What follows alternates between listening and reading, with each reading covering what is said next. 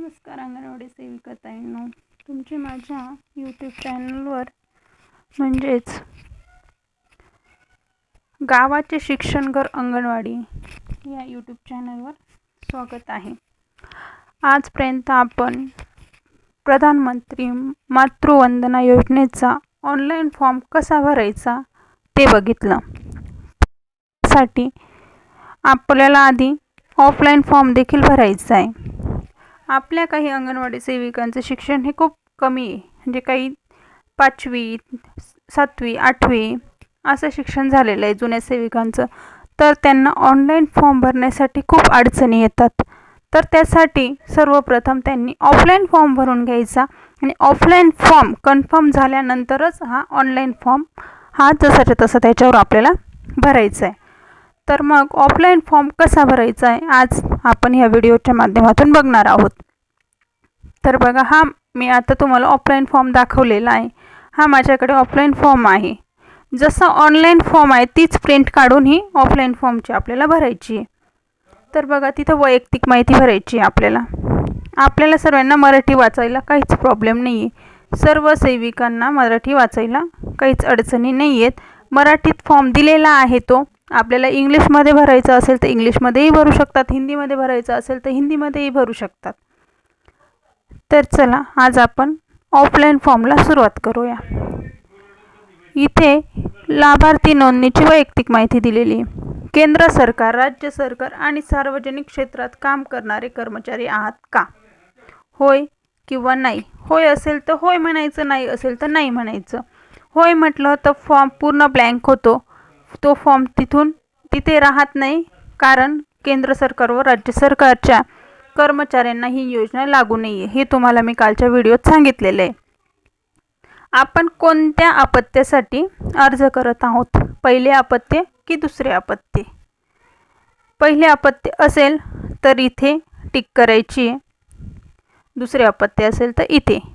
जिवंत अपत्यांची संख्या, तर इथं त्या महिलेला पहिले जिवंत अपत्य किती आहेत तो इथे आपल्याला संख्या टाकायची। लाभार्थ्याकडे आधार कार्ड आहे का? होय असेल तर होय। शक्यतो सर्वांकडे आधार कार्ड हे आजच्या वेळी आहेच, तर आपल्याला होय म्हणायचं आहे। इथे आपल्याला टिक करायची। पुढे आपल्याला इथे नाव विचारलेलं आहे, तिथे आपल्याला त्या लाभार्थ्याचं नाव टाकायचं आहे। नाव टाकल्यानंतर आधार कार्ड टाकायचं आहे। नाव टाकल्यानंतर खाली आपल्याला दिलेले आहे की आधारमधील नाव आणि पोस्ट बँक खातेदाराचे नाव सारखेच असावे, म्हणजे आधारवरती जे नाव आहे तेच आपल्याला बँक अकाउंटवरती सुद्धा त्या महिलेचं त्याच नाव पाहिजे। जर महिलेचं आधार कार्डवर सासरचं नाव असेल तर बँक अकाउंटवर बँकच्या पासबुकवर सुद्धा महिलेचं सासरचेच नाव लागेल। त्यानंतर खाली आपल्याला आधार क्रमांक टाकायचा आहे। आधार क्रमांक टाकल्यानंतर इथे आपल्याला खाली मेसेज आहे की फेशियल रिकग्निशन थ्रू पोषण ट्रॅकर, म्हणजे तुम्ही ह्या लाभार्थ्याचे नाव पोषण ट्रॅकरला नोंदलेले आहे का किंवा फेशियल कॅप्चर झालेला आहे का। खाली त्या लाभार्थ्याचा जन्मदिनांक टाकायचा आहे। जन्मदिनांक झाल्यानंतर वय टाकायची गरज नाही, कारण जन्मतारीख टाकल्यानंतर वय आपोआप तिथे येऊन लागतं। त्यानंतर त्या लाभार्थ्याची श्रेणी टाकायची, category SC ST OBC NT वगैरे जे असेल ते। त्यानंतर त्या लाभार्थ्याचा मोबाईल क्रमांक आपल्याला इथे टाकायचा आहे। पुढे आपल्याला दिलेला आहे पात्रतेचा पुरावा। आपल्याला त्यापैकी 10 निकष दिलेले आहेत, 10 पैकी एक डॉक्युमेंट्स आपल्याला त्यांचं इथे अपलोड करायचे, जे की तुम्हाला मी कालच्या व्हिडिओमध्ये सांगितलेले आहेत। ई श्रम कार्ड, प्रधानमंत्री आयुष्यमान भारत कार्ड किंवा इन्कम सोर्सेस त्यांचे उत्पन्नाचा दाखला किंवा रेशन कार्ड। आपण कोणतेही तिथे 10 आपल्याला त्या 10 पैकी आपण जे तिथे आपण फोटो अपलोड करणार आहेत ते तिथे टाकायचे। त्यानंतर ओळख क्रमांक दिलेला आहे, तो ओळख क्रमांक आपल्याला जे आपण पात्रतेचा पुरावा दिलेला आहे त्या पात्रतेच्या पुराव्याचा ओळख क्रमांक इथे आपल्याला टाकायचा आहे। त्यानंतर आपण जो पात्रतेचा पुरावा दिलेला आहे त्याचा आपल्याला इथे फोटो अपलोड करायचा आहे। खाली दिलेल्या महत्त्वाच्या तारखा. महत्त्वाच्या तारखा म्हणजे कोणत्या? तर लसीकरणाच्या तारखा.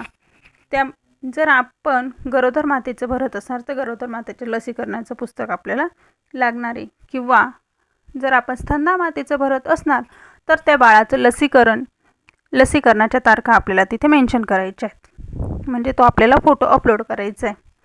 EMCP कार्ड नोंदणी दिनांक, ते कार्डमध्ये कधी नोंदणी झाली त्या लाभार्थीची ते आपल्याला तारीख इथे टाकायची. ते झाल्यानंतर आपल्याला इथे लसीकरण कार्डचा फोटो अपलोड करायचा आहे. त्यानंतर त्या मातेची शेवटची मासिक पाळी तिला कधी आली होती, म्हणजे तिथे आपल्याला LMP डेट टाकायची. प्रसूतीपूर्व तपासणी दिनांक, आपल्याला इथे प्रसूतीपूर्व तपासणीचा दिनांक टाकायचा आहे. ज्या लाभासाठी नोंदणी करत आहात त्यावेळची प्रसूती झाली आहे का, ती स्तनदा आहे की गरोदर आहे, हे आपल्याला विचारलं जातं. बाळाची जन्मतारीख, तर ती माता स्तनदा असेल तर इथे आपल्याला बाळाची जन्मतारीख टाकावी लागणार आहे. ते झाल्यानंतर सध्याचा पत्ता, ती माता कोठे राहते, शहरात राहते की ग्रामीण भागात आहे, ते आपल्याला तेथे मेन्शन करायचे.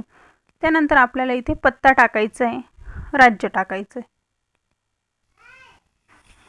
राज्य टाकल्यानंतर इथे आपल्याला तालुका विचारला जाईल, तो आपल्याला आपला तालुका टाकायचा आहे, म्हणजे ती लाभार्थी कुठल्या तालुक्यातली आहे तो तालुका टाकायचा आहे.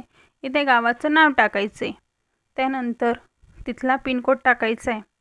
इथे निर्देशित अंगणवाडी, तिथे अंगणवाडी सेविकेचा युजर ID येणार आहे, त्या अंगणवाडी सेविकेचे अंगणवाडी केंद्राचे नाव येईल. ते झाल्यानंतर आपल्याला हा फॉर्म सबमिट करायचा आहे. सबमिट झाल्यानंतर आपल्याला सेव्हचं ऑप्शन येईल, तिथे तो फॉर्म सेव्ह देखील करायचा आहे. तर माझं तुम्हाला एकच सांगणं आहे माझ्या अंगणवाडी भगिनींनो, की आपल्याला जर ऑनलाईन फॉर्म भरायला अडचणी येत असतील तर आधी ऑफलाईन फॉर्म भरून घ्यायचा आहे. हा ऑफलाईन फॉर्म आपल्याला असाच्या असा ऑनलाईन करायचा आहे. जर तुम्हाला माझा व्हिडिओ आवडला असेल तर लाईक करा, शेअर करा, सबस्क्राईब करा आणि कमेंट्स नक्की करा. तुम्ही कुठून माझा व्हिडिओ बघताय, कोणत्या प्रकल्पातून बघताय ही नक्कीच मला कमेंट्स करा. धन्यवाद.